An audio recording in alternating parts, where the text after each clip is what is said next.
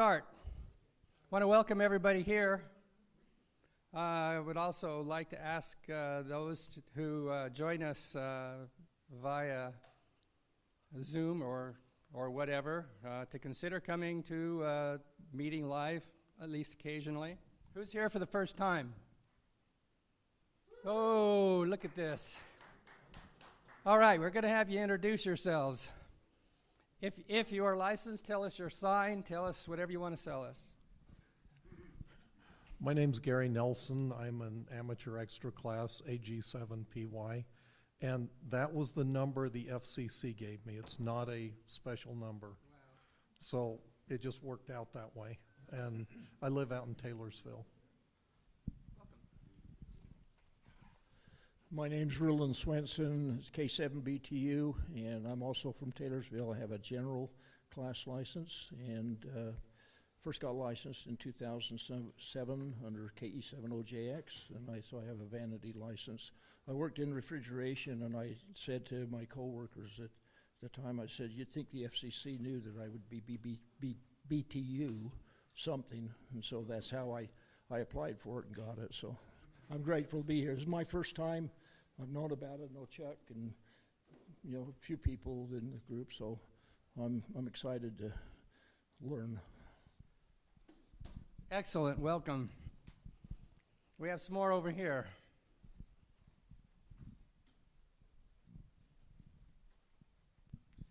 My name is Tyler Ivey. My call sign is KK7PBU. I just got it last week, so I'm a very new ham. Yeah. And so thank you, James, for your class. I've wanted to do it for a long time, but I'm a new ham from the Salt Lake City area. I'm happy to be here. Excellent. Who else we have?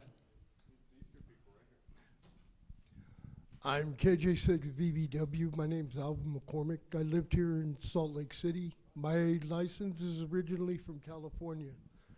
I'm just happy to be here and hoping to join the club and enjoy the fine art of ham radio again. Excellent.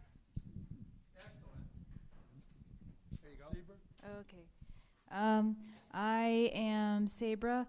My call sign is KK7PEI. I just got it a few days ago as well. Yay. Excellent. Who else do we have? Is that all? All right, now here's the question everybody wants to know the answer to. Who has upgraded since we met last? We have one more first-timer? How did I miss you? My name's John, Whiskey 6 Delta Charlie, and this is my 75th year of being a ham. Wow, I am impressed. You've been a ham longer than I've been alive, and I'm an old geezer. All right. Any upgrades? Crickets. All right. Rick, what do we have in the bookstore today? As he walks away from me. I know it. This is exercise. Yeah, that's right. This is how I get my exercise. Yeah. Well, we have a limited number of a new item. I don't know that it's going to make it on the camera, but it's a 3220 tie-point shoulderless breadboard. You can find these on Amazon for $40, other websites for like $35. Our price is $20. You can buy a lot of jumpers for the difference that this does not include. Excellent, thank you. Where's Jerry? So WJ3RI, and I just want to bring you up to date on what happened this last weekend at the Division of Emergency Management's Communications Conference.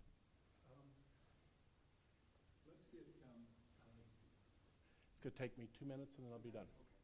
So many of you have RACES numbers and RACES letters with your number on them, and having a low number is a big deal. Not any longer. Utah is not using RACES numbers any longer, and the RACES registry has been renamed to the Division of Emergency Management Amateur Radio Communications Team. And so those are major changes at DEM. And anybody who wants to understand why, honest to God, it's just a name change and you don't have a number anymore.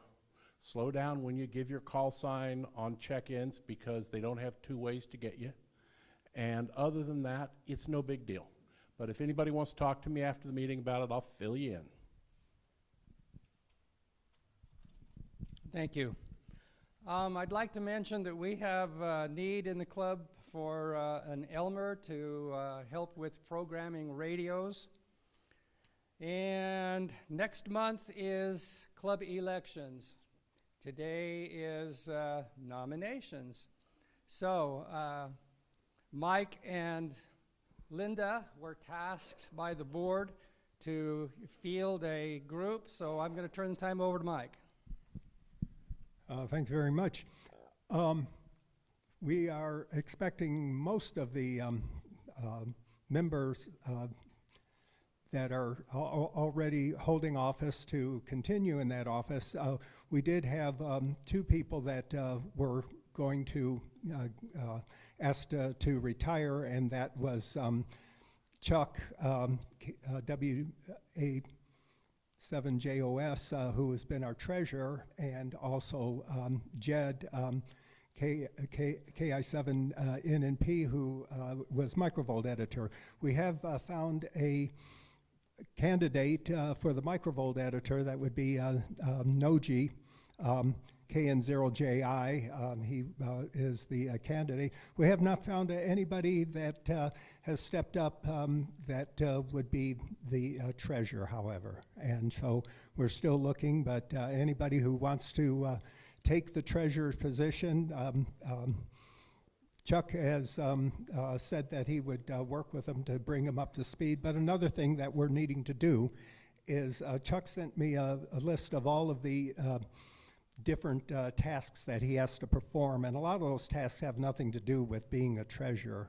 And so we're going to try to find people in a committee that will work with the treasurer and be able to take on some of those tasks. So that is the situation as it stands right now. So anybody who would like to run for treasurer, or if you know somebody who is good with numbers, please let us know.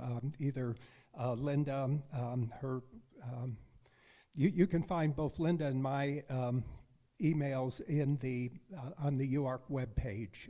Linda is the executive vice president. I am one of the two program chair people. Thank you, Mike. Does anybody else have a nomination? Now is your time to speak. Jerry? I nominate Chuck to continue for one more year with the understanding that we will retire him in 1 year.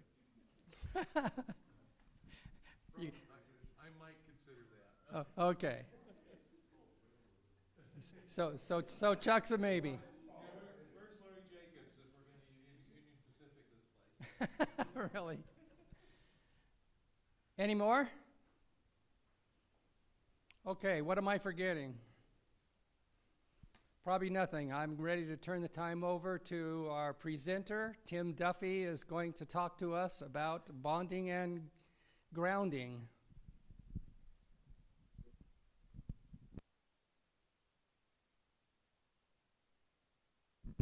Go ahead, Tim, you're up.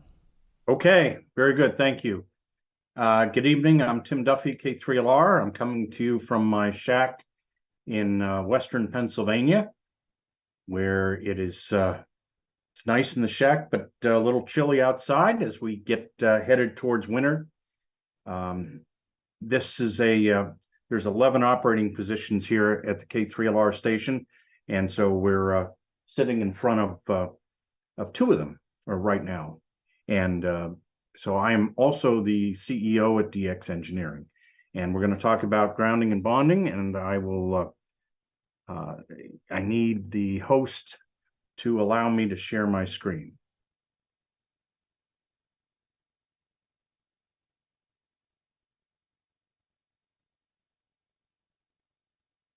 All right, looks like you've got that going now. All right. See if this works. It does. And we're gonna go to the slideshow from the beginning, and then we have to stop the share and then start it again with this. And hopefully you are seeing my screen. Yes, no, maybe. Yes, we've got it. Okay, great. Okay, so what I want you to do to leave with tonight is to understand the difference between grounding and bonding. We're going to talk about issues for HF stations, and I'm going to give you some resources as well. There are some great resources that are available in book form and also on the internet. The ARL handbook and antenna book were used to prepare these slides. Also, K9YC has an excellent website on this topic, as well as W8JI. The Bible on grounding and bonding is the second edition of Grounding and Bonding for the Radio Amateur. It's written by Ward Silver, N0AX, and it's fairly inexpensive. You could do what we did at my club, and we bought one copy and we passed it around. And it is excellent for anyone that is constructing a station. Ground has different meanings, and we want to make sure that we don't confuse what ground is and what bonding is. And remember that we just cannot pour the things that we don't want into the earth and expect them to magically disappear. There's no such thing as RF ground. We are going to talk about ground loops and the single point ground. Bonding is really where the action is when it comes to settling things down at your station. Grounding is important when it comes to lightning protection. And so the idea is to bond things to keep 2 points or more at the same voltage. And we want to make sure that everything goes up and down together. This prevents shock hazards. It prevents destructive voltage differences, and it limits current between devices. So all of these things are necessary when it comes to bonding. It's not hard to do. It's not expensive. It does require the right materials, and it works in your favor for all the important things in your shack, such as AC safety, lightning protection, and RF management. For bonding to work, it has to be low impedance and short at distance at the frequencies of interest. So you don't want to have 10 feet of wire when 10 inches of wire will do the job. We want to make sure that it's heavy enough to carry the expected current. And so we'd like to use strap or heavy wire, number 14 or larger. You can use tin braid if the equipment moves around, but you want to make sure that you don't use any braid whatsoever outside because it will deteriorate. And you don't want to use exposed braid from old coax because the copper will deteriorate very fast. AC safety ground is important. And if you have any questions whatsoever about your AC safety grounding and your AC wiring, make sure that you hire a professional bonded electrician to go over the wiring in your main panel, the wiring in your shack. We want to make sure that we have a common point for fault currents, and we want to make sure that we have a good earth connection to stabilize the AC power system. So here is your main breaker panel, the utility transformer outside, either ground mounted or up on a pole, and 3 wires come in.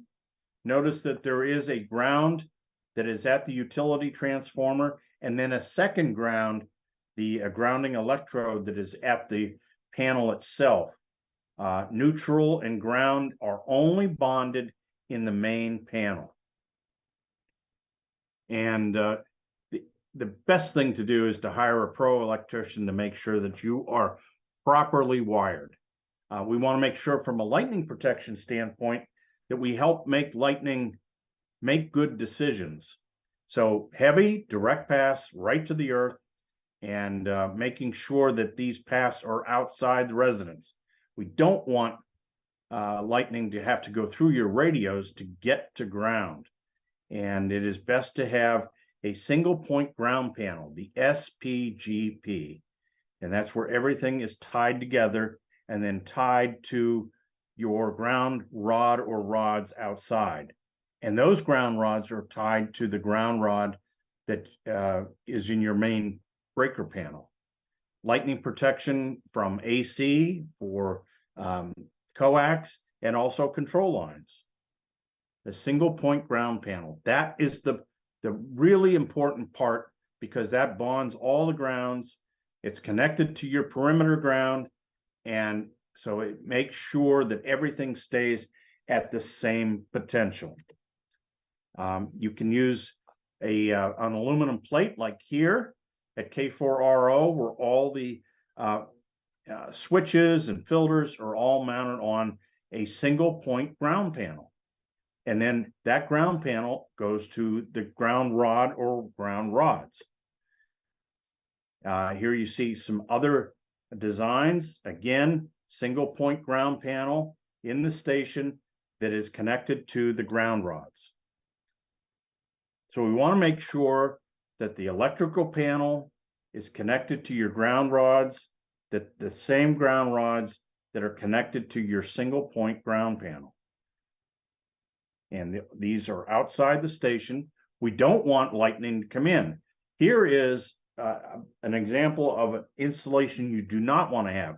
Number one, the tower is not connected to a ground rod. That's bad. That's really bad. And so there is a ground rod here for the outside shield of the coax, but that's not going to do the entire job. And so lightning could get into the radio. And here you see the AC service entry ground electrode is not connected to the rest of the electrodes. That's bad. So we don't want to do that. This is how we want to do it. We want to make sure that the tower has a ground rod, and then we connect to the perimeter grounds around your house, and that all systems are connected to this perimeter ground.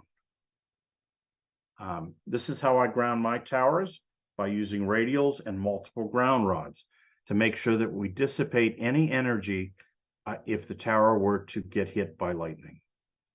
And here we have lightning protection for verticals using a spark gap. Single point ground panel. So here's an aluminum plate, or actually it's a copper plate, and these are gas discharge tubes, GDTs, off of each one of the rotor control lines to protect the rotor from any problem here with respect to surges. And then here is the connection to the ground rod. Another example, using the connection to the ground rod, and everything is on the single point ground panel. Again, all the transceiver, the amplifier, everything must be protected by a common bonded ground connection. And we bond the equipment within the station. Remember that everything in your station is an antenna. And so we have to bond these things correctly together. And then we connect to the single point ground panel, which gets connected to the ground rod or ground rods. So we're going to concentrate on bonding. We're always going to keep our connections as physically short as possible. That keeps everything at the same voltage. And we want to make sure that everything gets bonded together. So here's another example of bonding: the transceiver, the computer, the keyer, the antenna switch onto an RF bonding bus that is then connected to the single point ground panel. RF management is important, so we want to use short cables. We have a bonding bus here. And we also, I like to use a reference plane using shielded cables, short straps, or wires. So here's an RF ground plane underneath the radio. It's a sheet of metal. It can be aluminum or it can be copper. This helps equalize the voltage. It's a very important thing, especially if you're in a second floor. Bonding is really, really important, and having these ground planes can really help. Because that acts as the ground system, and you bond this to the station ground system. So we want to make sure that we have everything cleanly set up. This satisfies all the requirements for AC safety, RF management, lightning protection, and we want to make sure our perimeter ground is intact, and it helps keep the lightning currents outside of your house. Great resources online that are free from the National Fire Protection Association, also the International Association of Electrical Inspectors, Mike Holt, Polyphaser. All of these are available online, as well as the Motorola R56, which is about 500 pages long, but it's really good. And the FAA has procedures for lightning protection. So all of these things are free. The ARRL has a great resource on electrical safety and grounding and lightning protection. So arrl.org. Remember, we want to make sure that, especially if you're on the second floor, but I'd like to always have an RF ground plane. And here's some examples of the RF ground plane. Here at K3LR, we're getting ready. We've got our copper sheet down here. We'll put our radios on there and make sure that we have everything bonded correctly. This is our RF bonding bus at K3LR. And then this goes to the perimeter ground. And this is silver soldered and then clamped for the perimeter ground. And connections from the radio, the amplifier, and the antenna switch to the RF bonding bus. And so here is the RF ground plane. You can see the 1-inch wide tin copper braid with the lugs. We make these here at DX Engineering, so they're very easy to install using brass hardware or maximum or lowest resistance. Keep our cables together, putting our radio on top of the copper ground plane. Here are 2 ground planes for the 2 radios. Again, another shot of the RF bonding bus. Everything is tight.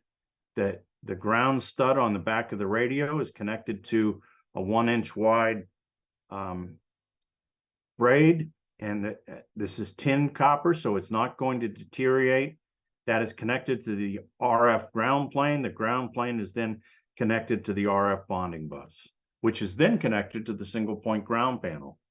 Another example, connecting onto the amplifier ground stud to the RF ground plane to the RF bonding bus, more amplifiers, etc. So that is my presentation, and I am available for any questions that you might have. Any questions?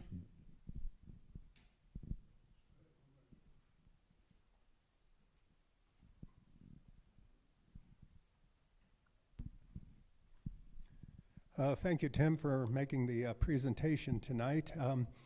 My question is this. A lot of our hams nowadays live in apartment buildings. They might have a little porch that they put out their antennas. I remember one guy that actually had a spiderweb antenna out on a porch about the size of a postage stamp. But that's not something that he can easily take down during a lightning storm. So you're on the 4th floor and you've got your antennas set up on your porch. How exactly are you going to be able to properly ground and bond those antennas? So that antenna needs to have lightning protection in the form of a polyphaser. I would recommend that to reduce the chances of static electricity hurting the radio. The best thing is always disconnect antennas from the radio equipment. And then you bond just like I showed you. You bond all the equipment together, use the RF ground plane, and you're in great shape. What's the difference between the effectiveness in the RF ground plane being aluminum as opposed to copper? There's very little difference. It comes down to the conductivity of copper versus aluminum. Copper is slightly better, but it really, when it comes down to it, you know, with the cost of copper, you know, being hindsight is 2020, I probably should have gone aluminum. It's also interesting to note that that the ground plane underneath the equipment. I can't hear what he's saying.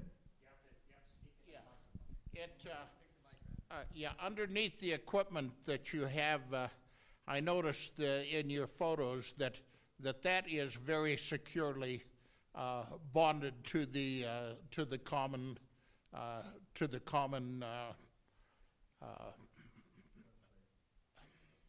yeah, to the stud that goes into the ground. Yes.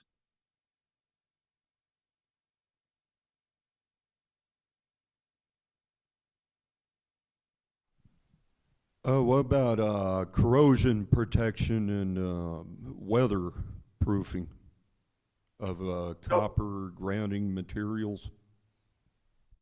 Yeah, I suggest that you use you know, liquid tape and proper weatherproofing on your outdoor connections.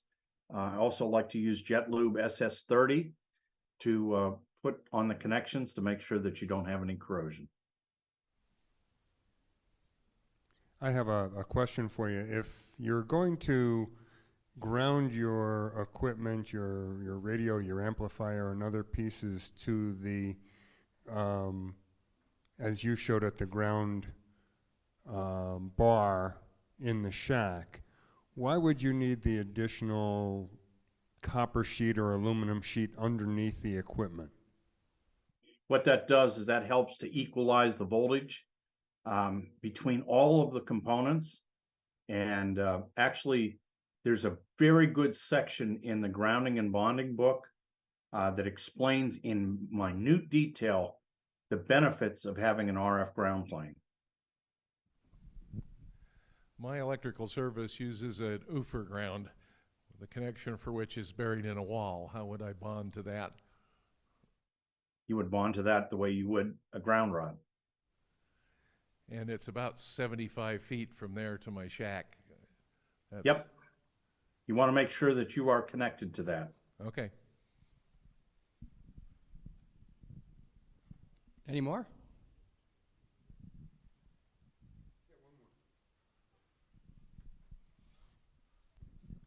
And thank you, by the way, for your presentation and taking our questions. I noticed in your brief showing your diagram of grounding of your tower, it looked to me like you had 3 ground rods on each leg of the tower. Is that right? That is correct. Little overkill or no? No, no. You know, my towers are not all 50 feet, but even if they were, that's the best way to go. That is the recommended IEEE spec. That's not my spec.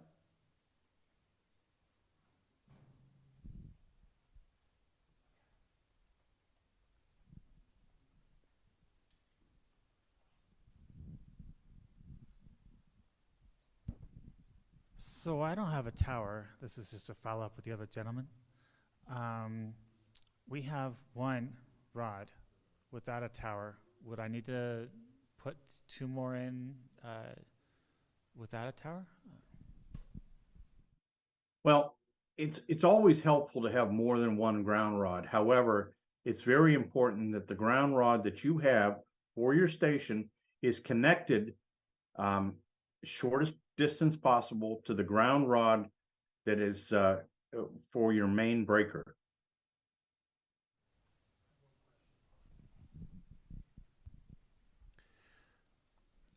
I noticed on your station diagram where your example diagram that you showed one of the earth grounding points at the cable ingress where it comes into the house. And and then also the way those things often work is the coax shield will also be attached to that. Does that then present a potential loop, grounding loop concern? No, not at all. It's good station practice to bond the shields out right where they come into the house to the ground rods.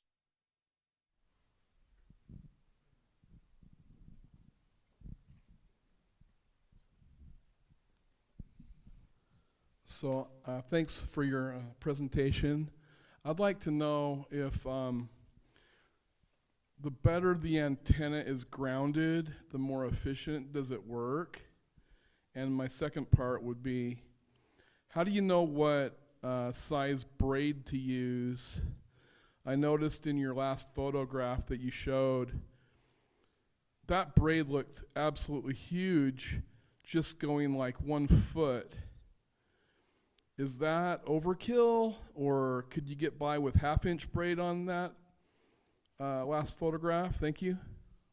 Okay, so a couple of things. Whether you ground your station or not has nothing to do with how well your station's going to work. Nothing to do with how well your antennas are going to work.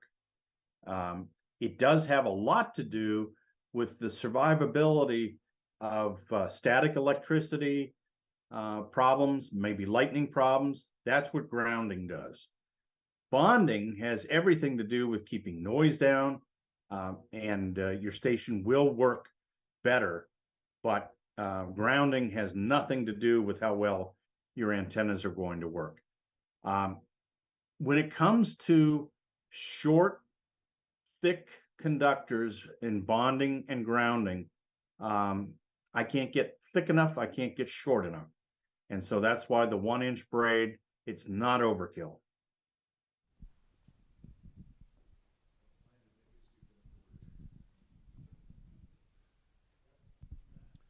Maybe point out the difference between ground plane and grounding. So the ground plane is underneath the radios and the amplifiers. Grounding is the connection from the single point ground panel to the ground rods outside your station.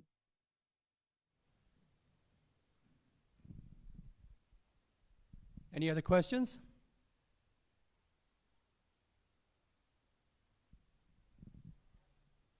Okay, Tim, I guess we have run out of questions. Well, I do want to say that this is one of the best hybrid meetings that I've been to, hybrid meaning doing Zoom and in person, although I'm not sure there's anybody else on the Zoom with us tonight. But I want to thank you again for your kind invitation to allow me to speak to your club. I do have 6 or 7 presentations, and Terry, Kate MNJ, can set you up with other presentations. For instance, a tour of this station and the antenna farm here is available. And to those of you who are DX Engineering customers, thank you very much for your business and your trust. And now if you have a problem, you know the CEO. So send me an email if you've got something you want to say about DX Engineering. And if I can help you, I will make sure that it gets taken care of. You guys are very lucky. We have a huge warehouse in Sparks, Nevada, where we do a lot of DX Engineering shipping from. So that makes it very quick to get ground shipments into your area. So, you know, and if you're not a DX Engineering customer, give us a try. I think you'll be pleasantly surprised how well it goes. And thanks again. Thank you, Tim.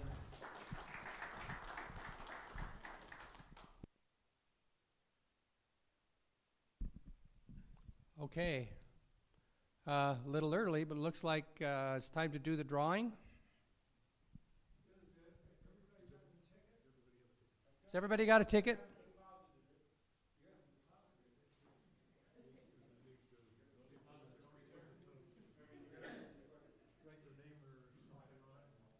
Don't forget to put something on your ticket.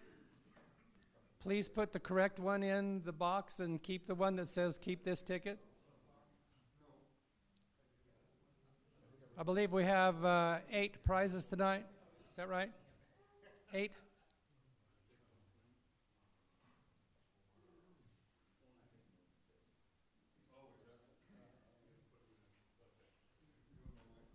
Our beautiful assistant Mike is bringing the bucket around.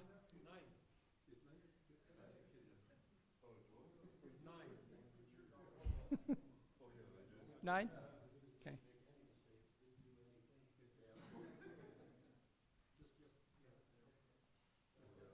Okay, has everybody got their ticket in the bucket? Yeah. Yeah.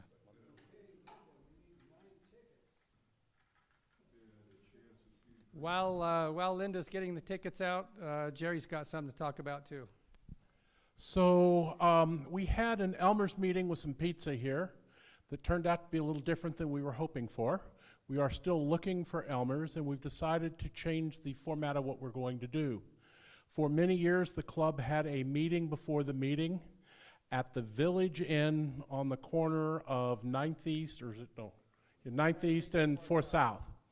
And so we have tried to have that the last 2 months. We haven't had a lot of attendance. So we're going to suggest that all the folks that used to come out to that, which were some of the more knowledgeable people in the club, please come. Have some dinner before you come up here. The second thing is, if you're a new ham or you're looking to find some information, some of the smartest, brightest people in ham radio show up at the VI to have the meeting before the meeting. So we'll see you at the second Thursday in December at 5:30 at the Village Inn on the corner of 4th and 9th. Thank you, Jerry. Okay. All right. Well, I'm going to try and read these here. We have, it's first come, first serve, so if we call your name, get down here. AG7, what is that? It's Gary. TY? Okay.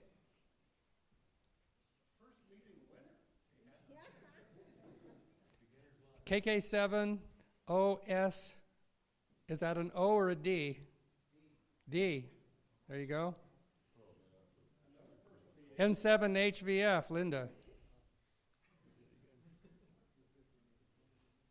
KK7 PEI.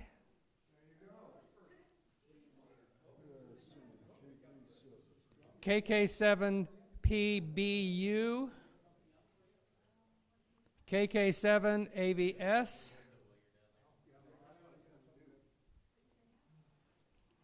KG7 GOW.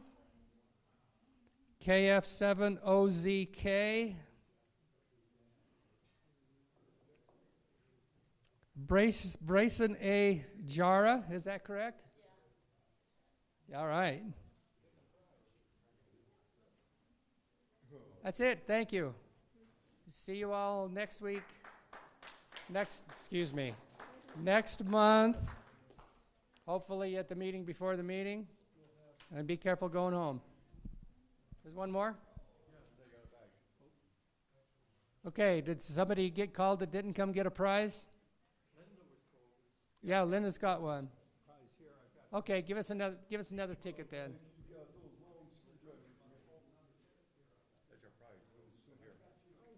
Yeah, right there. All right.